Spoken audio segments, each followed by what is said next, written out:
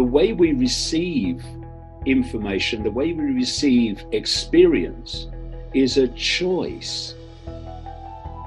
Perception comes from your state of consciousness, and perception becomes behavior, and collective behavior is what we call human society. They don't want us to know that. Those who are awakening and seeing it because of their state of consciousness. What is going on here? What people in control of their own minds do is they take information and they filter it and process it into a conclusion. What great chunks of the population do today is take the information as a conclusion. When the media say this is what's going on, then that is not information to be processed. That is a conclusion to be absorbed. These are all traits of Wetiko. And how does this work? Wetiko is a band of frequency. It's a very low, dense band of frequency, which resonates to the frequencies of fear and all the emotional, low vibrational emotional states around fear, anxiety, depression, resentment, all these low vibrational emotional states. And every thought and every emotion that we feel and we think goes out as a frequency. Fear is a dense, low, slow frequency. When people are in fear and anxiety, they say, oh, I feel so heavy today. Yes, because that's what those low, slow frequencies do to your energetic field. When people feel joy and love, they say, oh, I feel so light today. Yeah, because they're fast frequencies and fast wavelengths. So therefore, they impact upon your field in a completely different way. The point of Wetiko is to draw human consciousness into low vibrational states so that attachment, that assimilation can take place. Wetiko is not going once it's got influence. And what it does, it attaches to the lower levels of the subconscious, just beyond the five senses. It puts its perceptual traits into that subconscious level. And then they filter through to the five sense conscious mind. And at that point, people think they're having their own thoughts, their own emotional reactions, when actually they've been implanted and they're coming through from the subconscious. Wetiko is not going to influence those that it attaches to make them think about questioning anything. And so people simply stop processing information. They become like a software program. They just take downloads from statements and what have you, and it becomes their reality. The way out is to name it. You have to be able to name it. Yeah, why? Because Wetiko operates in the human subconscious. Once you make it conscious, it loses its power. It's exactly the same as subliminal advertising and subliminal images. I put a subliminal image in one of my books as an example of this. And it's about 4 plants growing next to each other. And you say to people, there's a subliminal image in that picture. And people look, oh no, I can't see anything. And then you point out that in the white bits between the plants, it clearly says the word. And they go, oh God, I didn't see that.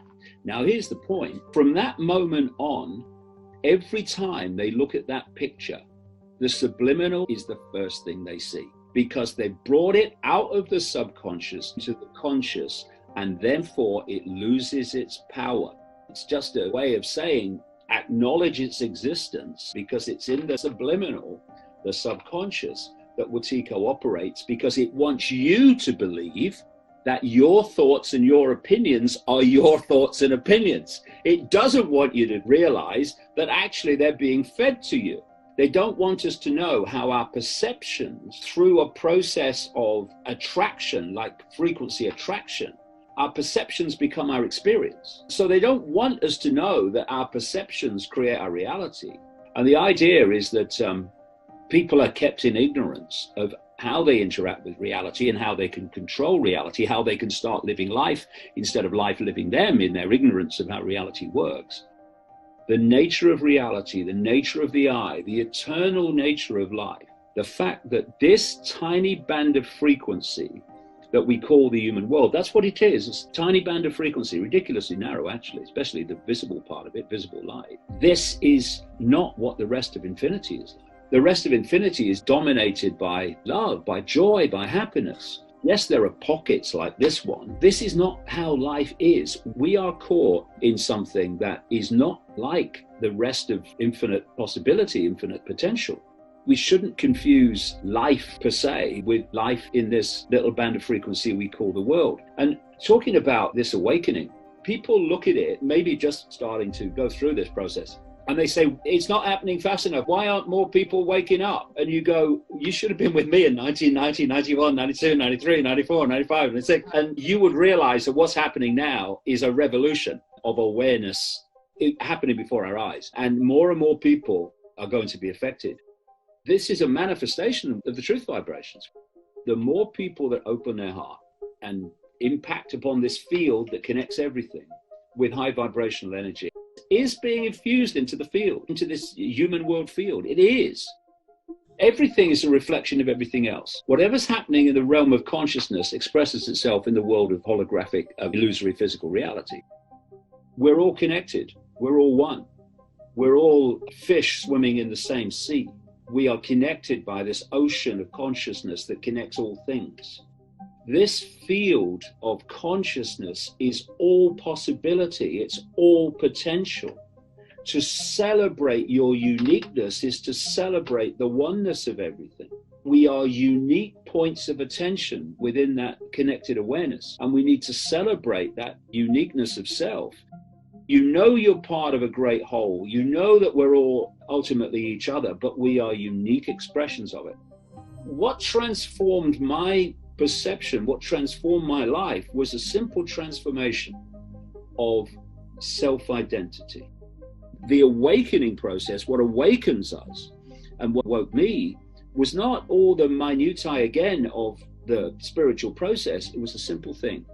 I stopped identifying the I with David Icke. David Icke is not the I, it is a name for an experience that my consciousness, true I, is currently having. So David Icke is my experience. I am the consciousness having that experience. And as you expand your self-identity from little me labels of a human life to I am a consciousness, ultimately all consciousness having an experience, that self-identity expansion automatically expands your awareness into deeper and deeper levels of this field. So you access more and more insight, awareness, intuitive knowing. And this is why when people go through the awakening process, they find incredible synchronicity starts to kick into their lives. Their lives start to become an experience of fancy seeing you here. My God, what's the chances of that? Why? Because they've gone from the myopia of five sense perception and expanded to access more and more and more of this field of potential and possibility. And thus they are able to manifest that as a life experience in which the possibility and the potential of their life expands. And suddenly they start experiencing things that weren't happening before. For instance, people say, why didn't I see it? It's so obvious. Yeah, but you were in that state before. Of course you're not going to see it. Now you're in this. Now you're going to see it.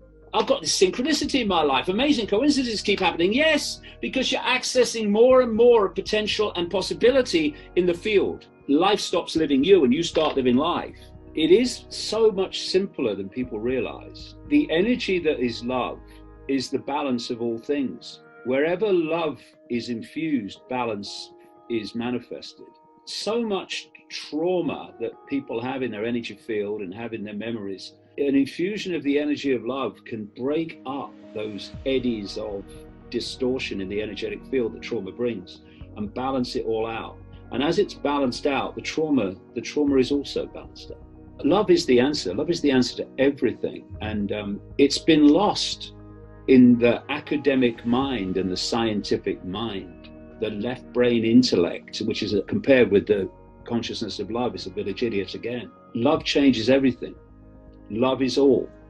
You can't get more simple than that, and it just happens to be the truth.